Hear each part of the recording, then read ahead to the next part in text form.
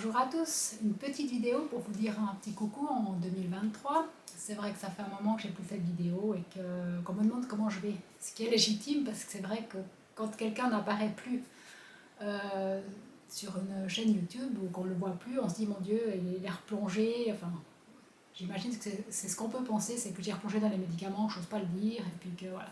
Non, pas du tout. C'est juste avec les événements de ces 3 dernières années, j'ai pris un peu de recul. Je me suis surtout consacrée à ma famille, à mon quotidien. Et puis au fait que j'ai pas mal stressé avec ce truc-là. Donc il a fallu que vraiment je me mette en priorité. Et je pense que c'est quelque chose qui est vraiment important à apprendre, c'est à se mettre en priorité. Et puis après, si on est bien, on peut donner transmettre ce bien-être aux autres ou transmettre une expérience positive aux autres. Donc voilà pourquoi j'ai été absente pas mal de temps, c'est que j'avais besoin de garder mon énergie pour moi, pour gérer le quotidien, la situation qu'on nous infligeait, parce qu'elle ressemble fortement, je trouve, aux conditions que j'ai vécues quand j'ai été mis en psychiatrie. Donc pour moi, ça a éveillé pas mal de peur, de crainte, de violence psychologique que j'avais subie en psychiatrie. C'est vrai que quand j'étais en psychiatrie, quand j'ai réalisé en fait, pour ne plus subir leur violence, il faut que je m'extrais de ce monde psychiatrique, et ben, le fait de m'en extraire, c'est vrai, de rester loin de ça, je n'avais plus peur de rien. Mais maintenant, avec toute cette violence psychologique qu'on nous a infligée, j'avais l'impression que la psychiatrie était re-rentrée dans ma vie. Donc ça a réveillé pas mal de peur, d'angoisse chez moi. Et j'ai dû prendre pas mal de temps pour refaire tous les exercices, pour se calmer, pour se détendre. J'ai vraiment le corps qui était tendu à l'extrême, des douleurs partout. C'est vraiment comme si mon corps entier euh, se réveillait. Et dans l'état où il était en psychiatrie par la violence des traitements psychiatriques, on pourrait dire bah c'était pas violent, c'était des discussions, mais psychologiquement, en psychiatrie, je me suis fait détruire. C'était vraiment.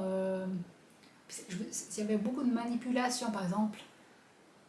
Il me disait si tu veux pouvoir retourner à l'école, tu dois suivre le traitement. J'ai vraiment dû me battre pour pouvoir continuer euh, à aller à l'école quand j'avais 18 ans.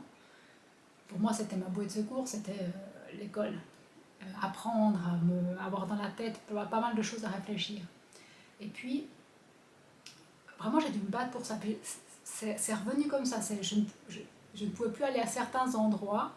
Je devais presque me battre pour aller à certains endroits pendant ces premières années de crise sanitaire.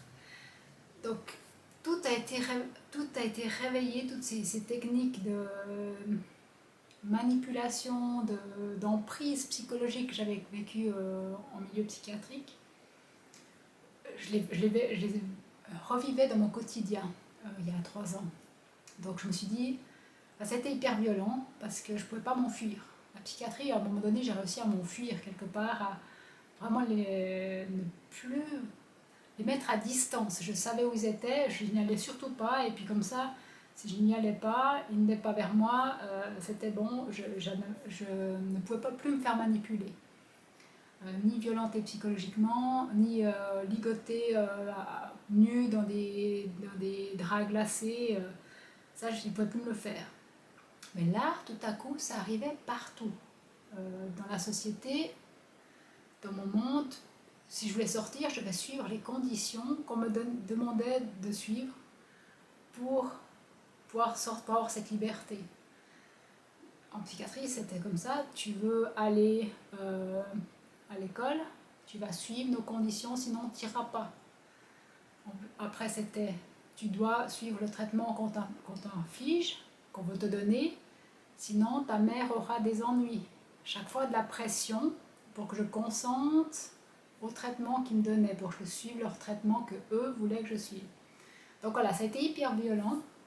Pour moi, ça m'a vraiment presque paralysée physiquement. tétanisée plutôt, mon corps était devenu hyper tendu avec beaucoup de douleurs dans le dos. D'ailleurs, j'ai commencé à avoir des tensions dans la bouche et des serrements de dents au point de me casser les dents. Et puis là, de nouveau, ça, franchement, la réponse de la société m'a fait un peu, sur le moment, pas rire, mais maintenant je ris un petit peu. Le dentiste m'a donné comme solution pour les serrements de dents de prendre des benzodiazépines. Voilà, et pour lui, il fallait que j'arrête, que je des myorelaxants pour relaxer tout le corps. Et après, bon, quand j'ai dit non, moi je prends pas des myorelaxants type benzodiazépine, puis il m'a dit alors il faut faire des injections de Botox. Voilà, vos solutions, merci, quoi. Vous connaissez rien d'autre que des injections, que des médicaments qui attaquent le système nerveux. Donc voilà, c'était un grand choc de nouveau me faire avoir, pas avoir de solution par le médecin. Et puis c'est le médecin qui m'a fait mettre une gouttière occlusale. En fait, c'est ça qui a complètement déformé ma bouche, cassé mes dents. Parce qu'après, mes dents n'étaient plus dans le même axe, parce que c'est une gouttière que vous mettez qu'en haut, puis il y a une sorte de plaque. Puis ça fait que les dents d'en bas, elles peuvent plus se mettre en face, la même chose. Puis la nuit, quand on serre, ça m'a déformé un peu la bouche. Puis quand je mangeais la journée, mes dents n'étaient plus en face, elles se cassaient par petits bouts. Et puis le dentiste affirmait que c'était parce que mon bruxisme était beaucoup plus fort, et puis qu'il fallait faire des injections de Botox, et puis prendre des myorelaxants. Je n'ai rien pris de tout ça.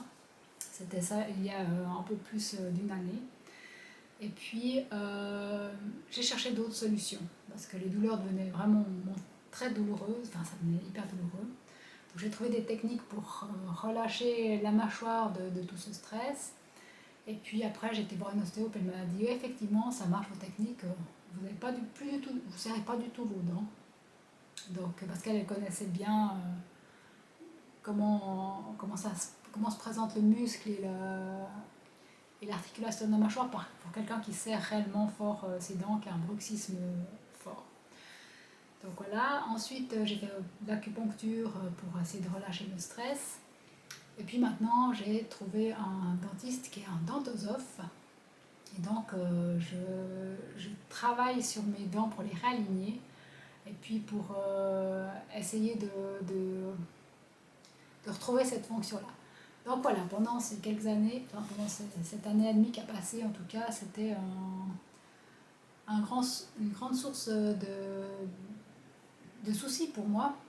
Donc voilà, beaucoup de soucis avec ça. Et puis donc la grande envie de passer à autre chose. Donc, voilà, gentiment, je sors de ça, mais pour dire que les solutions de la médecine ne sont pas toujours idéales, parce que c'est le port de cette plaque occlusale qui a occasionné plus de dégâts que simplement si j'avais un peu serré les dents par la tension, quoi. Donc voilà, je raconte un petit peu tout, mais en gros, depuis 2008 où j'ai arrêté les médicaments psychiatriques, il n'y a pas de souci en soi, il y a tous ces aléas de la vie qui viennent, on aura toujours des problèmes qui vont venir, qu'il va falloir gérer. Et puis simplement ne pas se laisser ici enfoncer, puis ne pas croire que c'est l'apport d'une substance extérieure qui va gérer le problème. Parce que là, rien que la pensée de se dire bon j'ai les dents qui se cassent, les dents qui se serrent, je dois me prendre du Botox, je dois me faire des injections de Botox toutes les X semaines, et puis reprendre des benzodiazépines pour gérer ça. Ça aurait été une solution de facilité sur le moment, ça m'aurait figé le visage, et puis voilà, on n'en parle plus, j'aurais à nouveau eu tout le relax de la benzodiazépine, mais ça m'aurait amené où? Donc sur le moment, c'était non tout de suite pour moi, mais c'était pas facile à gérer, de se dire, je vois mes dents se détruire, le dentiste est incapable de comprendre ce que je lui raconte. Toutes ces solutions qu'il me propose, c'est des solutions que je ne peux pas accepter. Et puis, Après, ben, c'est vous êtes trop sensible, madame, voilà, vous avez un problème, madame, machin, madame, c'est vous le problème.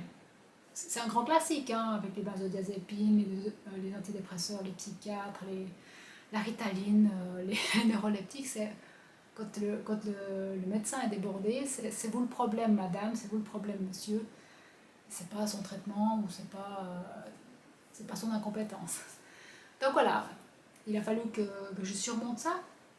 Et puis, un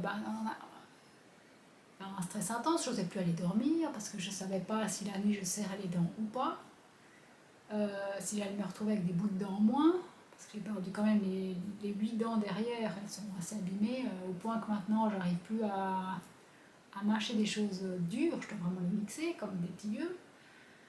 Ça revient gentiment, mais ça fait 1 année et demie que j'essaie de trouver une solution seule pour ça. Puis que leur seule solution du dentiste, j'ai été voir 6 dentistes, la seule solution c'est de garder cette gouttière occlusale où je me pète les dents dessus, hein, littéralement, où ça me déforme les mâchoires, et puis benzodiazépine, botox. Voilà. Donc le dernier dentiste que j'ai été voir, c'est un dentosophe. Et lui, il a une solution, mais elle n'est pas complète. Donc je dois encore chercher parce que mes dents là, j'arrive pas à mâcher. Donc il dit que je dois attendre. Mais attendre quoi? Elles sont cassées, elles ont été cassées. Bref, la solution doit chaque fois venir de soi-même. Et pour les médicaments psychiatriques, c'est vraiment ça.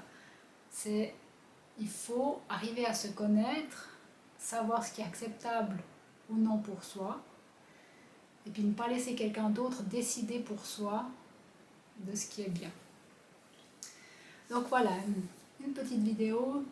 Je me suis lancée comme ça. Hein. Je me suis dit, j'ai vu des messages où les gens se demandaient où j'étais passée, qui voulaient avoir des nouvelles, ce qui est légitime. Donc je me suis lancée parce que ça fait un petit bout de temps que je me dis que je dois faire des vidéos, puis que j'ai pas le courage, je ne sais pas par quel sujet commencer, je ne sais pas comment expliquer ce qui s'est passé pour moi pour ces 3 ans où on a tous été un peu secoués, donc je ne sais pas comment l'expliquer moi. Donc voilà, je me suis dit, je me lance, je vous fais une vidéo pour que vous me voyez qu'en 2023, ça va, je suis en état, je ne suis pas replongée.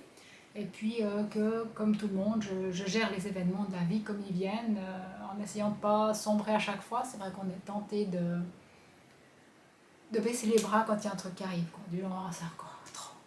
Du genre, j'ai fait 15 ans avec les médicaments. J'ai perdu 15 ans de ma vie avec les médicaments psychiatriques en étant dedans, en arrêtant, en me reconstruisant. Et encore un truc qui arrive plus tard. Chaque fois, Mais la vie, c'est comme ça. La vie, c'est des événements à gérer chaque fois. Et puis maintenant, je sombre beaucoup moins vite. Dans le sombrer, c'est que moralement, je me dis, oh, j'ai plus envie d'avancer. Je sombre aussi beaucoup moins bas. Avant, je tombais au fond. Hein. Maintenant, je m'arrête simplement. Des fois, je fais plus trop d'activités que je fais habituellement. J'essaie de me poser pour reprendre des forces. Mais c'est vrai qu'au fil du temps, je vois que plus on a réussi à gérer un événement violent comme le sevrage, plus on est fort pour gérer les incidents de la vie, les accidents de la vie, tout ce qu'on va rencontrer, parce que finalement, la vie c'est ça, quoi. C'est des événements qui nous arrivent dessus et puis qu'il faut trouver un moyen soit de passer outre, soit de les utiliser pour rebondir et puis se construire différemment. Après la psychiatrie, je me suis reconstruite différemment. Je suis devenue plus la personne que je suis. Et je crois qu'après ces événements de crise sanitaire, plus le problème de serrage de dents, puis le retour en arrière violent et brutal de mon corps qui se remet comme s'il était en psychiatrie, tellement les événements et les façons de manipuler sont pareils. Tout ce réveil-là du corps, de cette peur, voilà, je la travaille une dernière fois. Je la travaille encore une fois pour sortir de là. Alors voilà pour cette petite vidéo de 2023, 15 ans après l'arrêt des médicaments psychiatriques. Je vais bien. Je Je vous souhaite à tous une très bonne journée et puis je vous dis à tout bientôt.